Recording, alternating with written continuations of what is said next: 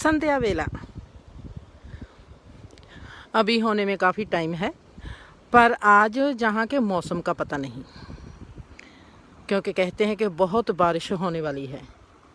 सो मैंने कहा चलो आज इस वक्त मौसम अच्छा है, चलो आज हम अपना काम पूरा करते हैं। वो कहते नहीं दोस्तों कि कभी कभी ऐसा होता है कि हमने सभी ने ये कहावत सुनी हुई है कि कुत्ते की पूंछ कभी सीधी सीधी नहीं होती। वही हाल मेरा है। आदत से हर इंसान मजबूर है।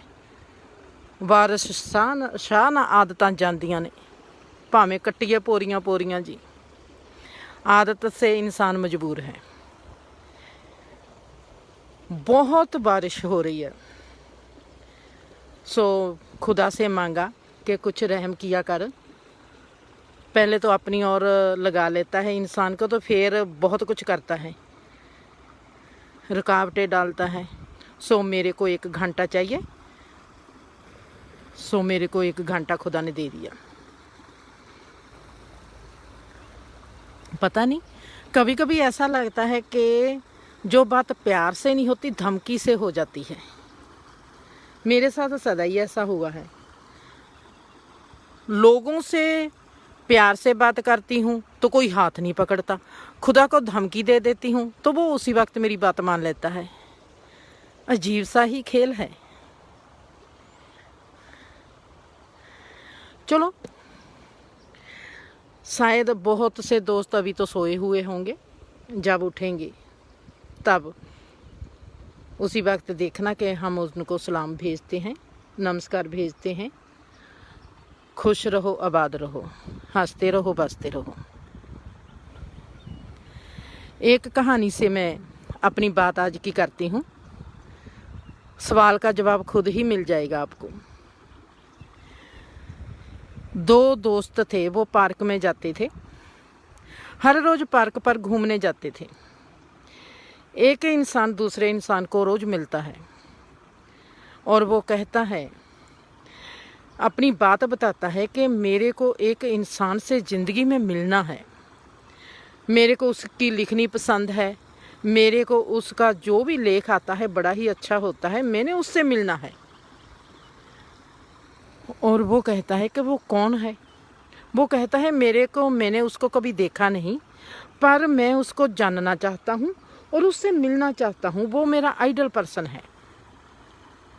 ऐसे ही उस आइडल पर्सन की बातें करते हैं आपस में, और 1 साल बीत जाता है।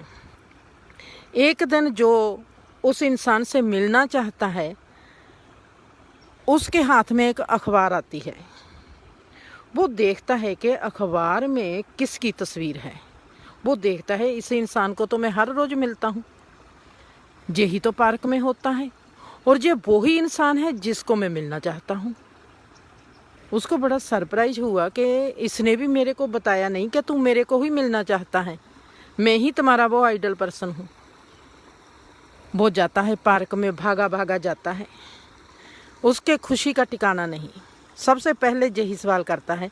हुन उस दूसरे को भी पता चल जाता है कि आज इसको पता चल गया कि मैं वो ही हूँ। वो कहता है कि तुमने मेरे को पहले क्यों नहीं बताया? वो कहता है, अगर मैं कहता कि मैं वही इंसान हूँ जिसको तू मिलना चाहता है, क्या तू इस बात से राजी हो जाता? तेरे दिमाग में कोई सवाल ना पैदा होता? आज तुमने किसी और ने डाली हुई है मेरी तस्वीर, उस तस्वीर को देखकर तेरे को पता चलता है कि मैं वही इंसान हूँ, तेरा आइडल पर्सन हूँ। तो आज तेरे को मेरे पर शक नहीं हुआ। अगर मैं कहता कि मैं वही इंसान हूँ जिससे तू मिलना चाहता है, सबसे पहले तुम्हारे दिमाग में शक आना था। ऐसे ही रवि ने मेरे से पूछा, माँ क्या 5 मिनट में सेल्फ रियलाइजेशन हो सकती है? 5 मिनट में। मैं कहा वाह, 5 मिनट में?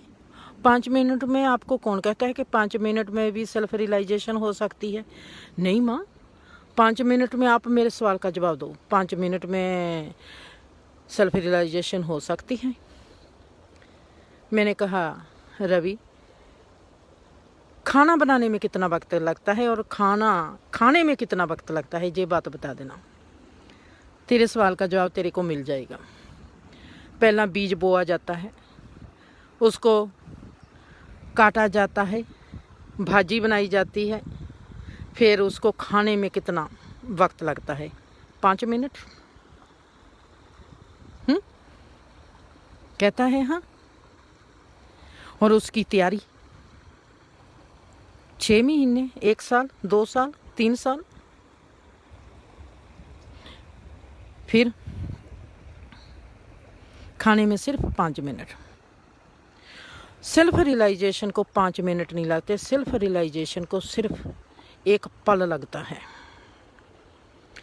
उसकी तैयारी को जे इंसान की चाहत पर निर्भर करता है कि उसकी चाहना में कितनी ताकत है, कितना हौसला है और कितनी शिद्दत से वो अपनी चाहना को पूरी करने का बल रखता है।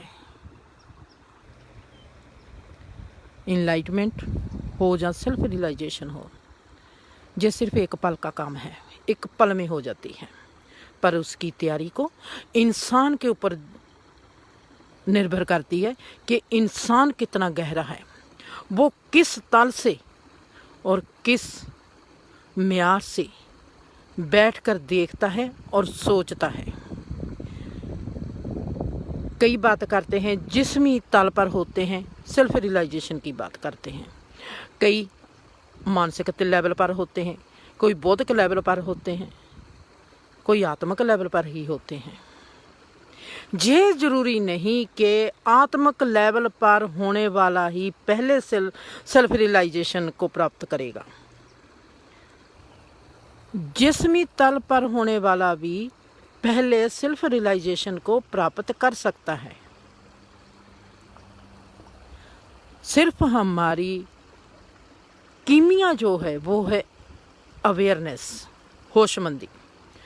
जिस्मी तल पर बैठे हुए भी हम अगर पूर्ण अवेयर होके अपने काम और काज को देखेंगे,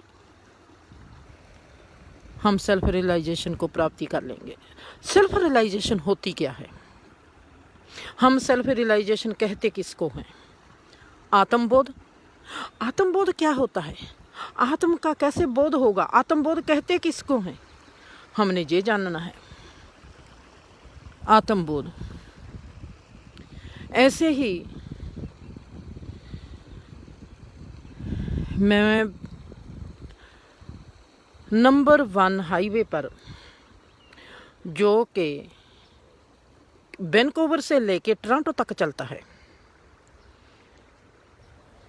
नंबर 1 हाईवे पर जा रही थी।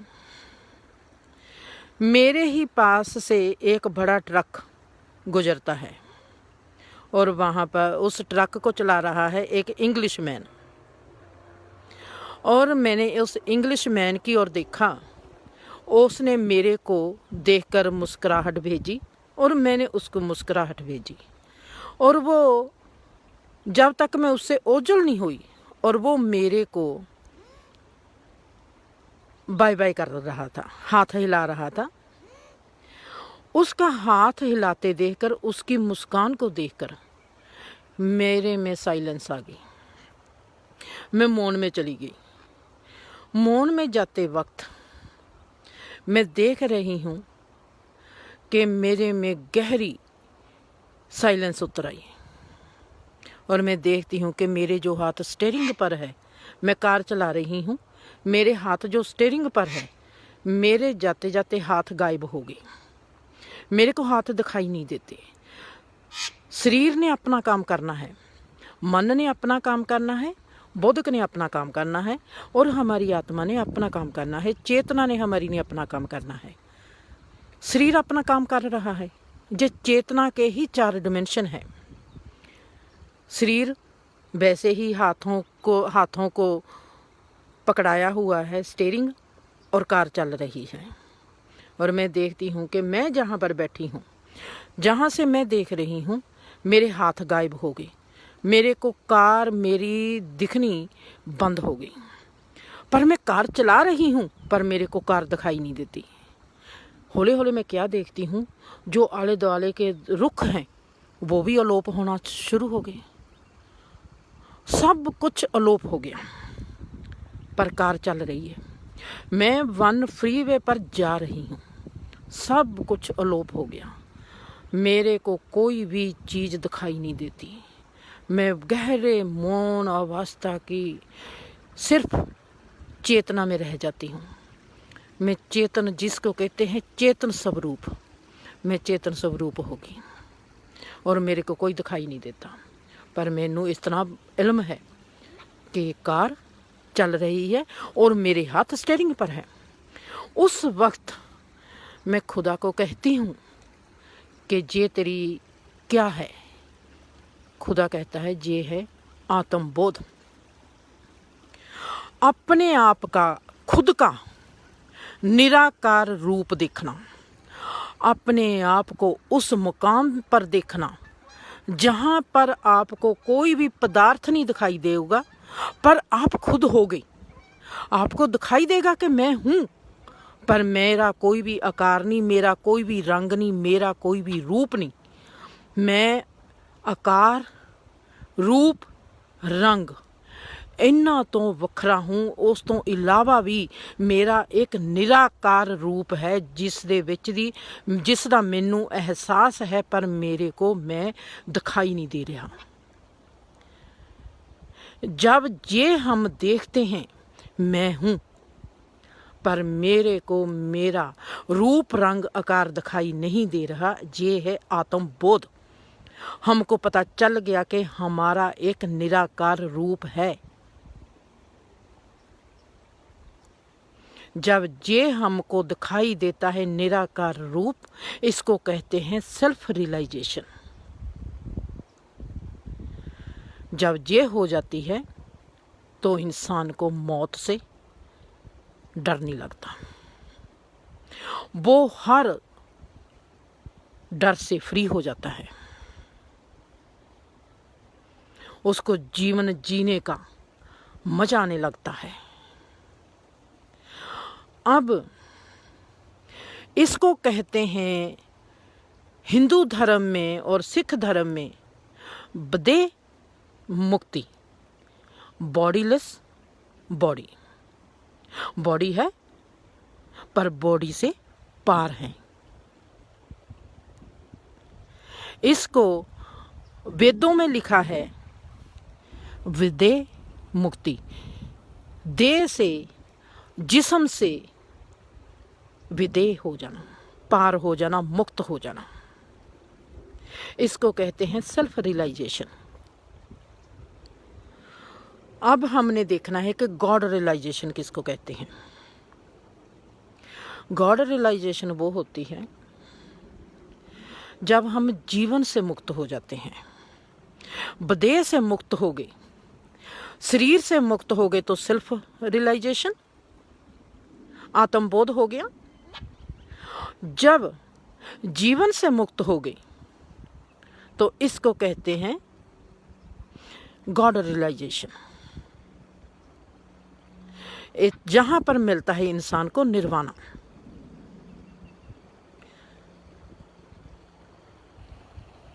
अब एक सवाल और, एक बेटा और है जीवन। उसने मेरे से पूछा, माँ क्या सेल्फ रियलाइजेशन सबको मिल सकती है? पहले तो मेरे को जब अब जैसे हंसी आ गई, वैसे हंसी आ रही थी, क्योंकि मेरा तो हंसना काम है, मेरे को और कोई काम आता ही नहीं।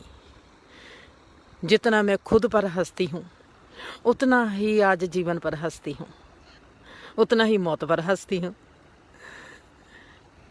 मेरे को हंसी इसलिए आई कि जो मेरा बेटा बड़ा ही भोला है, उसने कोई भी दिमाग में यही होगा कि खबरें खुदा भी फर्क करता होगा। उसके भी दिमाग में होगा कि जो हिंदू है, जो मुसलमान है, जो सिख है, जो अमेरिका का रहने वाला है, जो कनाडा का रहने वाला है। सेल्फ रियलाइजेशन हम सभी को मिलती है। खुदा कौन सा अकेले सिखों का है, जहाँ हिंदुओं का है, जहाँ मुसलमानों का है, जहाँ ईसाई का है। जहाँ पर जो दिल का राजा है, कोई किसी धर्म का राजा हो या किसी मुल्क का राजा हो, उसको सेल्फ रियलाइजेशन नहीं, जो दिल का राजा होता है उसको सेल्फ रियलाइजेशन होती है। हमने दिल के राजे बनना है। खुदा के घर में दिल की इज्जत है और किसी चीज़ की इज्जत नहीं, ना किसी की कौन से मुल्क में रहता है, कौन से धर्म को पालता है, कैसा है, क्या करता है, किसी भी चीज़ नहीं। जो दिल का राजा है उसको सेल्फ रियलाइजेशन होती है। सेल्फ रियलाइजेशन हर इंसान को होती है, हर पशु हर परिंदे को होती है। क्या आपने कभी देखा है कि जब फूल खिल जाते हैं कि उनको भी आत्मबोध हो गया? आपको हैरानी होगी, जैसे आपको नहीं पता कि जब आप सोए हुए होते हो आप कहाँ होते हो। आपकी चेतना तो जागती है ना। उसी तरह फूलों की जो वो आत्मबोध है, वो उनका सोया हुआ आत्मबोध है। जब हम कहते हैं हमको ज्ञान है, हर इंसान अपने आप को सियाना मानता है। हर इंसान के दिल में है कि मैं बहुत सियाना हूँ। ये जो हमारी मानता है खुद के प्रति, ये कहाँ से आती है? ये यहीं से आती है। हम पता नहीं कितनी बार आत्मबोध को प्राप्ति की है। हमने पता नहीं कितनी बार मौत का सामना किया है। हमको आज तक पता ही नहीं कि हमने कितनी बार जन्म लिया है, कितनी बार मरा है। हमको कुछ भी पता नहीं। हमारी ये सब घटनाएं सोए हुए हो रही होती है। जब हम जाग कर जे करेंगे तो हम जीवन मुक्त हो जाएंगे। फूलों को खिलते देखा, वो उनका आत्मबोध है। जब मैं पक्षियों को साथ नाचती हूँ, गाती हूँ, कभी उनकी मैं आँखों को आपको दिखाऊंगी कि उनकी आँखों में कैसी समाधि लगी हुई होती है। जो पंछी की आँख में खुदा दिखाई देता है, किसी इंसान की आँख में कभी दिखाई देता ही नहीं। जब मैं गीत गाती हूँ, जिस रीझ से, जिस आत्म बल से पक्षी जानवर गीत को सुनते हैं, ये प्लांट, ये पेड़ सुनते हैं, मेरी इस बात को कोई भी इंसान नहीं सुनता। मैं वैसे ही पानी के नज़दीक नहीं आती, इसके पीछे बहुत बड़ा रीजन है। मैं वैसे ही पेड़ों के पास नहीं आती, इनमें बहुत बड़ा रीजन है। मेरा सत्संग सिर्फ इंसानों के साथ नहीं चलता। मेरा जो सत्संग इस वक्त जो है पेड़ है, वो उनके साथ भी चल रहा है। मेरी सबसे ज़्यादा गहरी कम्युनिकेशन जिंदगी में पक्षियों के साथ नहीं हुई, फूलों के साथ कभी नहीं हुई। मेरी सबसे गहरी कम्युनिकेशन पेड़ों के साथ होती है। पेड़ मेरे को चीज़ बता के जाते हैं।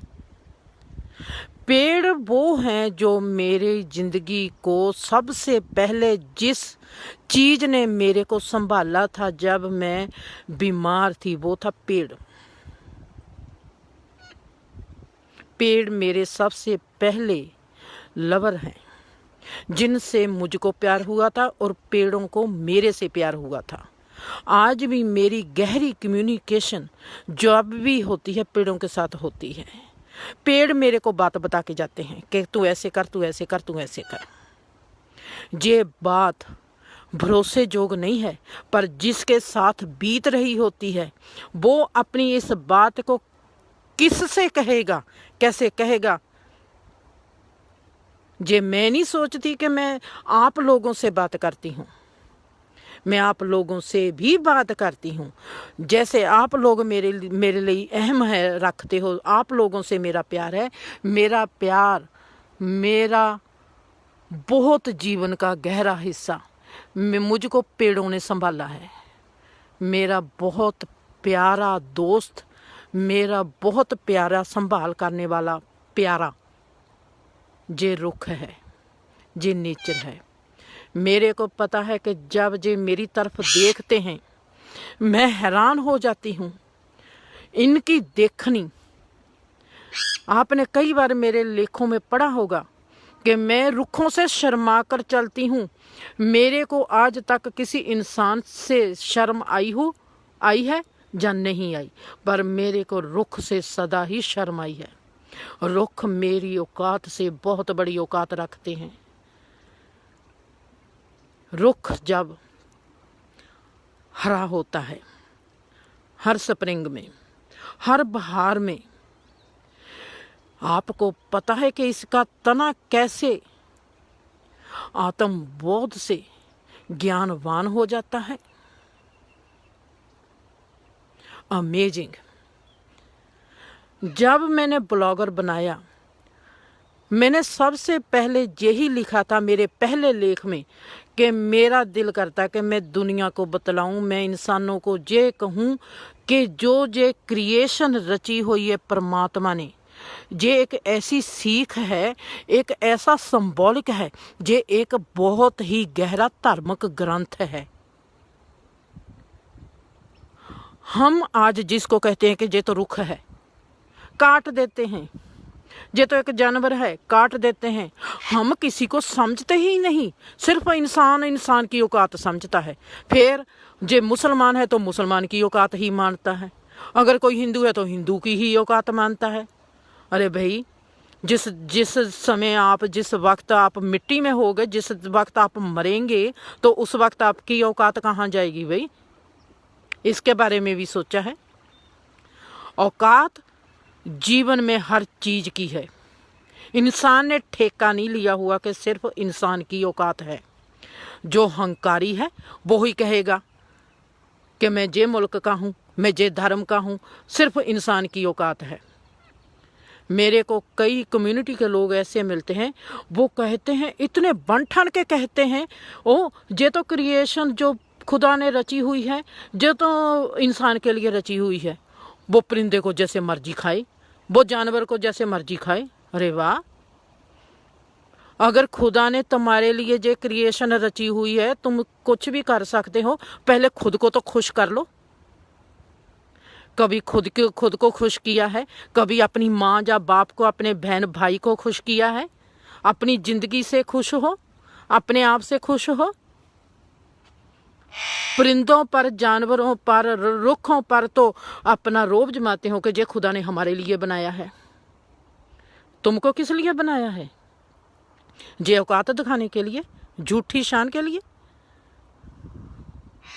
सेल्फ रियलाइजेशन सिर्फ इंसान को नहीं होती, हर पशु, हर परिंदा, हर जानवर को होती है। जब बकरे की बलि दी जाती है, उसकी आंखों में कभी देखा है, कभी आपके जुबान में ये आया है कि ये अगर मेरा बच्चा होता, अगर मैं अपने बच्चे को ऐसे काट रहा होता तब? उसकी आंखों में कभी देखा है, जानवर की आंखों में, जिसको हम काट रहे होते हैं? उसका वो वक्त कैसा होगा, उसके आत्मा पर उस वक्त कैसी ठेस लगती होगी, वो इंसान से कितनी दूर भागा होगा।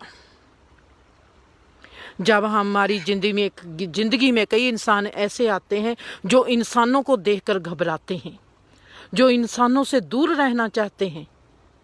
आपको पता है कि हमारा ये सिलसिला, हमारी आदत, हमारी नेचर, हमारा स्वभाव हमारे जन्मों जन्मों के अनुभवों का नतीजा है।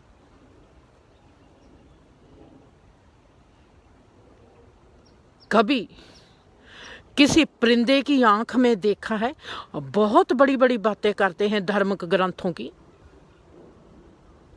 बहुत बड़े बड़े गुरु पीर पैगंबर बनाए हुए हैं आप लोगों ने। कभी देखा है किसी परिंदे की आंख में? परिंदे की आंख में कभी आपको खुदा दिखाई नहीं दिया, रब दिखाई नहीं दिया, परमात्मा दिखाई नहीं देता? अगर इंसान को खुदा ने अपनी इमेज का बनाया है तो फिर परिंदे को किसकी इमेज का बनाया है? जानवर को किसकी इमेज का बनाया है? सेल्फ रियलाइजेशन सिर्फ इंसान को नहीं होती। जब हम परिंदे को, जब हम किसी जानवर को मार रहे होते हैं, उस वक्त उसका ध्यान, उसकी आंखें देखना, ये मेरे अपने अनुभव किए हुए हैं। मैं तो बहुत बहुत बड़े लोगों के थप्पड़ लगाए हुए हैं। कभी उनकी आंखों में देखना, ऐसे सोच लेना, कभी दादे की कभी पोते की बारी तो आएगी ही आएगी। जे क्रिएशन, जे समाज हमारा ही क्रिएट किया हुआ है। जैसा जीवन हमको मिला है उसके हम ही करता धरता है। जैसा बीज बोएंगे वैसा ही हम काटेंगे, कभी दादे की कभी पोते की। जे तो आएगा ही आएगा। कर्मी आपो अपनी के नेड़े के दूर, जहाँ से कोई नहीं बच पाएगा। इंसान माफ़ कर देगा, पर वक्त कभी किसी को नहीं माफ़ करता। चाहे कोई राजा हो, चाहे कोई चोर हो, चाहे कोई संत हो, चाहे कोई सिपाही हो। वक्त में वो ही होगा जैसे हमने बीज बोए हैं, उसको ही काटेंगे। वक्त ने ना किसी चोर को देखना है, ना ही किसी संत को देखना है। वक्त सबके लिए एक है। जैसा कोई भी बीज बोएगा वैसा ही होगा। आपकी ज़िंदगी में ऐसा कभी हुआ ही होगा, बहुत शैतान इंसान सुखी जीवन जी रहा होगा और बहुत भला मानस इंसान दुखी जीवन जी रहा होगा। उसके पीछे रीजन क्या है? अगर हम जीवन की गाथा देखेंगे, कर्मों की गाथा देखेंगे, हमको समझ आ जाएगी कि ये क्या है।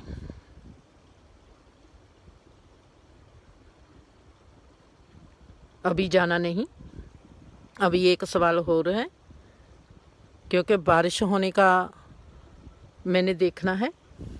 हंसते रहो, बसते रहो, खुश रहो, आबाद रहो। सबके साथ जीवन में अच्छा रहना है। किसी के भी साथ कभी भी हमने बेइंसाफी कभी भी नहीं करनी। हंसते रहो, बसते रहो, खुश रहो, आबाद रहो।